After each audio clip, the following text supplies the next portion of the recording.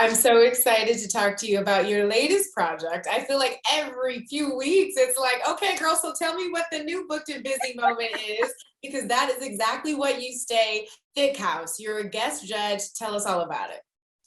Well, they asked me to be a guest judge on Thick House. I was so excited at the idea of there being like this top model-esque type, a show for thick women, plus size women, fat women, big women. Like I love the idea because we are fashion and fierce also.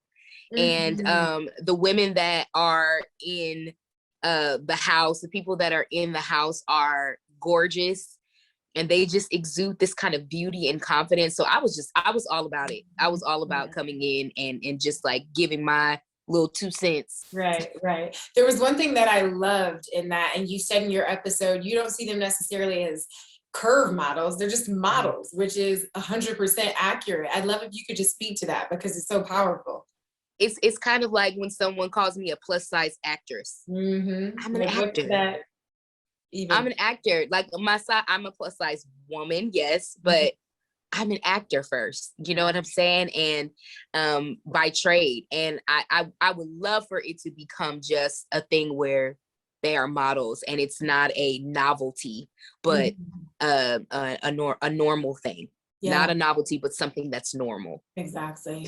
I'm curious to know what that experience was like for you growing up, and then not just growing up, right? Growing up under the microscope of Hollywood and look what that looks like for a young girl trying to make it. It's not just your peers, the high school friends, whatever, picking you apart, which is what we all went through for our different things.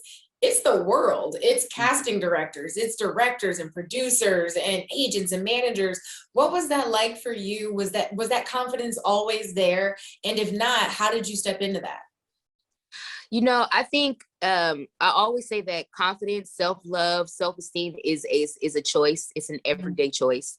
And it definitely is a journey, and it evolves and it's different as you get older.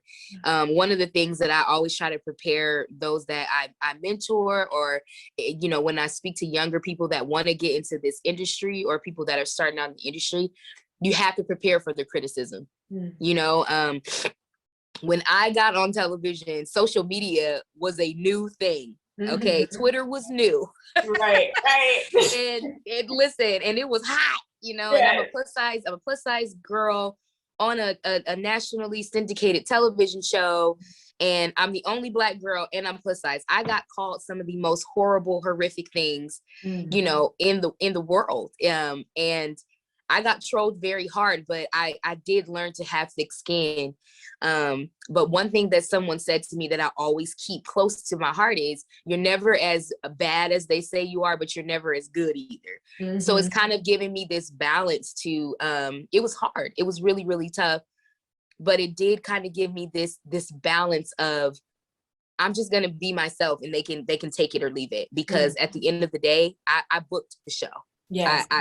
My talent got me here. So there's something to say about that. So let me just lead with that.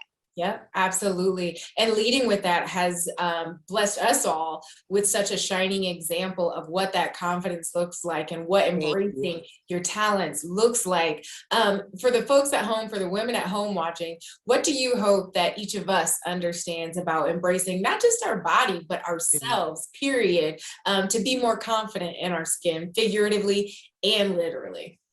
I think I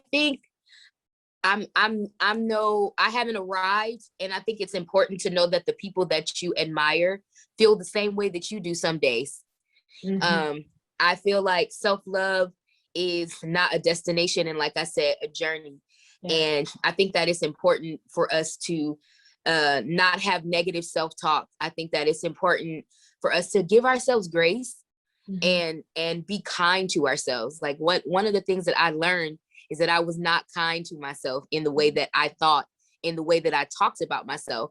It was like I would take a compliment and deny it, which I know as Black women in general, we have a bad habit of doing that in general. But now I take compliments, and instead of, it doesn't puff my head up, but it makes me grateful. You know what I'm saying? It gives me gratitude. So I think we have to know it's a journey. I Mhm. think we have to know it's not necessarily a destination. It's ever changing, ever growing, ever evolving. And Big Girl Energy was a song that I wrote about my woes in dating and how a lot of these, guys was feeling like, I don't know if you think because I'm a big girl, I'm just gonna take your BS, but Mm. I'm not gonna accept this. And it also was just, I had a hard time describing what this energy that I felt when I was on stage, or like when I was in front of a camera, or like it's this energy. And I saw this LED light up wall that said Big Girl Energy a long time ago. And I was just like, that's it. Yeah. That's it. Mm. And I sat down with Kes Cross, who I wrote it with, and I said, I want to write a song that's like an anthem, Mhm. but I don't want it to be corny. I still want it to Right. be dope. Right. And I think we accomplished it because people love it. You absolutely did. You absolutely did. And I love that. You have mentioned in this episode that you are no stranger to an ensemble cast. Obviously, we know you and love you from Glee, obviously, too. I'm curious to know what that Glee experience was like when it came to building confidence. Would you say that being booked on this massive national show, this treasure in pop culture history, really, because that's what it was when it launched with Ryan Murphy, would you say that that was a catalyst for an added layer of confidence? What did that show do for you? I don't know if it was. Okay. I think that it, if anything, I feel like it highlighted my imperfections more, because that's kind of what Hollywood can do, right? Yeah. And that's, it's kind of our jobs to be judged and criticized. So I don't know if it did help. I can say I did learn a lot from my castmates. They're really loving, and like in those moments where we got to perform on the stage, and really our characters got to be highlighted. We were all each other's cheerleaders. Wow. I can honestly say, and I found my voice on that show, like my speaking voice and who I am, but also like my singing voice. I found it on that show. And my castmates and even the crew and whoever our director was, like they were always the cheerleaders when I was performing, and they made me feel like my voice was special. So I do feel like from that aspect, Glee did really help me find that. That's awesome. And the Glee family, of course, lost a beautiful member last year, Naya. Yes. Do you have a favorite memory with her that you wouldn't mind sharing with us? Just, I'm sure there's so many. Some really great memories that I cannot share Those are the on. best ones, and we will respect the privacy of those memories, girl. I'm not gonna dig because I got them myself with folks. Give us the PG access Hollywood prime time. I think my favorite memories of Naya is just, she was just so doggone funny. Yeah. It was never a moment where I was not belly laughing being around that woman. So clever, so funny. I feel like eventually she would have gotten into stand up.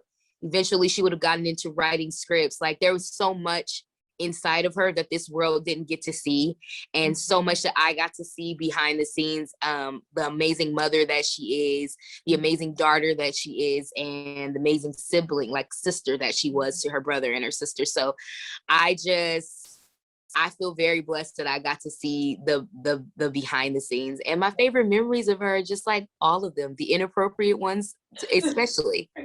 Those are the best ones.